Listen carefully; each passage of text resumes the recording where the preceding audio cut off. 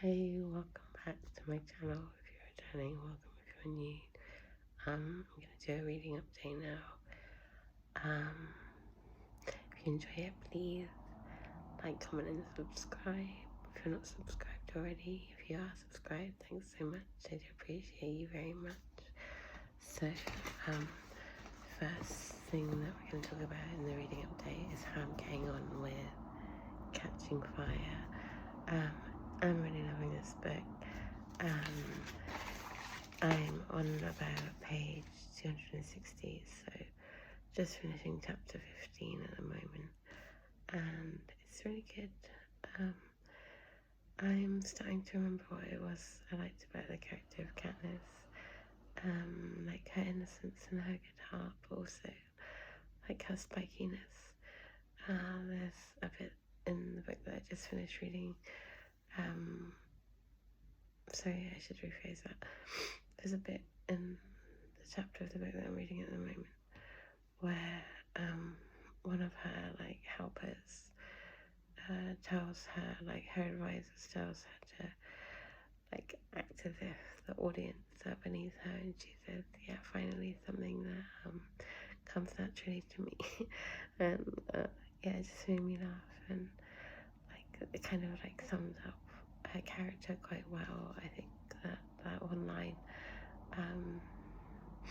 not that she is like an arrogant or aloof person, but she's just a little bit like droll, like she's got a dry sense of humour, and she is actually a really likeable character. So like at first in Catching Fire I had kind of forgotten that, and I found like certain things about her a bit frustrating, like when she decides that she wants to run away to avoid persecution at the hands of the capital because of her feelings for Gale. I saw that as like kind of selfish and like also extremely impractical and a bit foolish. So yeah, I guess I've got some notes here. As the sequel progressed, I guess that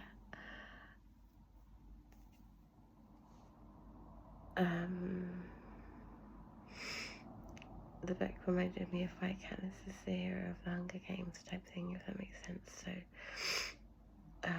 her desire to escape the authorities rather than stand up to them perhaps was like a more age appropriate response, and shouldn't really be judged. And you know, I'm not sure how old she's supposed to be, maybe 16 or 17 at this point. Like her lack of understanding and experience is actually quite sweet and endearing, and you know, her dry sense of humour as well, like I said, make her overall like a very sympathetic character, quite a good character. Like the world building in this book is also very amazing. Like it feels weird saying that because I'm not really a fantasy reader. I have read like some kind of fantasy type things. I'm trying to think of examples, like Metamorphosis by Kafka, something like that. I guess it's a type of fantasy book. And The Little Prince, 1984, books like that where there's like a different world or something impossible, absurd happens. But yeah, the world building in the Hunger Games is amazing. You are really transported to like the Hunger Games universe when you read this book. Having said that though, I don't find it as compelling as the original yet, and I am like over halfway through. I found the first one really addicting, this one not so much, but it is still really good. I think I might give it like 4.75 or 4.5 at least when I finish it. So yeah, a recommended book so far.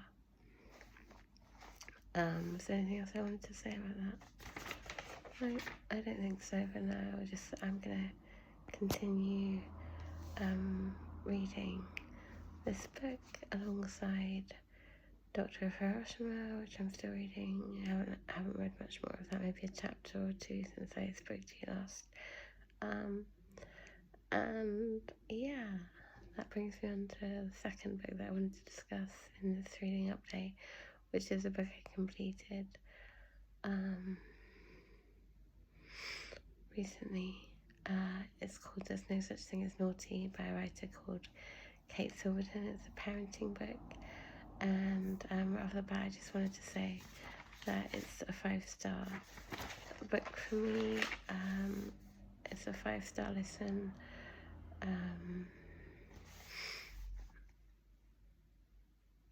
For the simple reason that it's like had a huge impression and like made a huge improvement in the way that I parent. So like me and my nearly 3-year-old have a very close relationship anyway. But I found since reading this book, like our bond has strengthened even more. And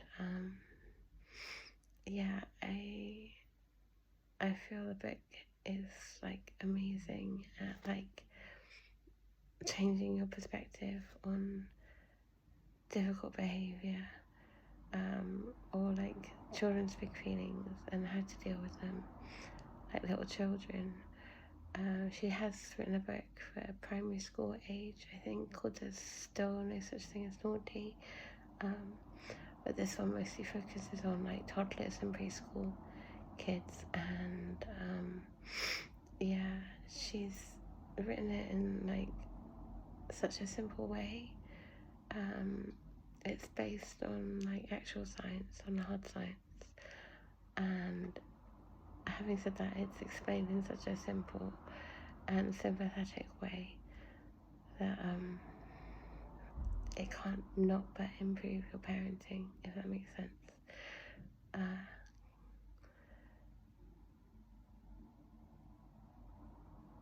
Yeah, and it's really easy to implement what she's saying in your day-to-day like parenting life. The writer's like poshness was a bit jarring at first, to be honest, but her message is so positive, I guess, that she becomes actually quite likeable as the book progresses. And I found myself overlooking like her accent and her lexicon and stuff, the things that she was saying, because the fundamental content of There's No Such Thing as Naughty was so clear and helpful and also eye-opening. So yeah, 10 out of 10, 6 out of 5, amazing book. Should be compulsory reading for all parents, in my humble opinion.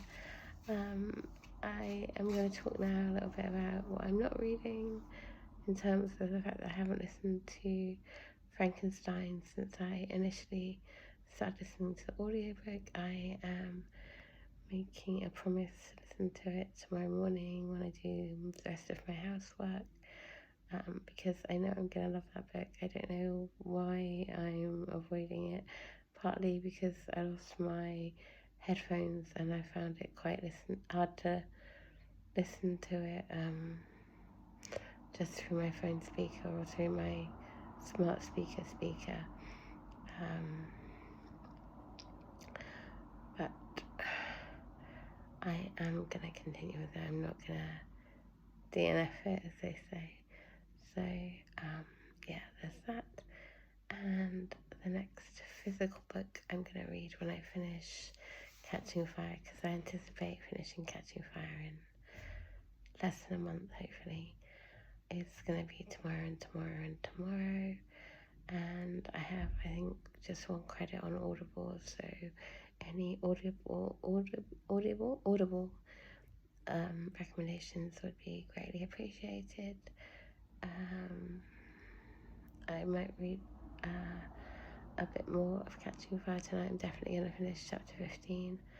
I may read chapter 16 if I've got the time and the energy, or I may read a bit of Dr. Hiroshima, or I may even listen to a bit of Frankenstein before I go to bed on my headphones. I've got them back now. They were just in a cupboard.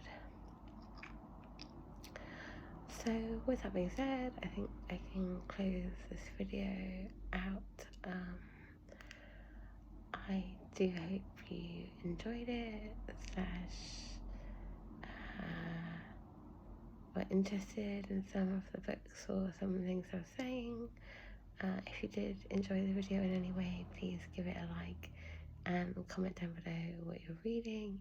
And if you made it this far in the video, leave a pale blue heart, because when you engage with the video, it really does help me out. Okay then, well, I'll talk to you guys soon. Peace and love. Bye.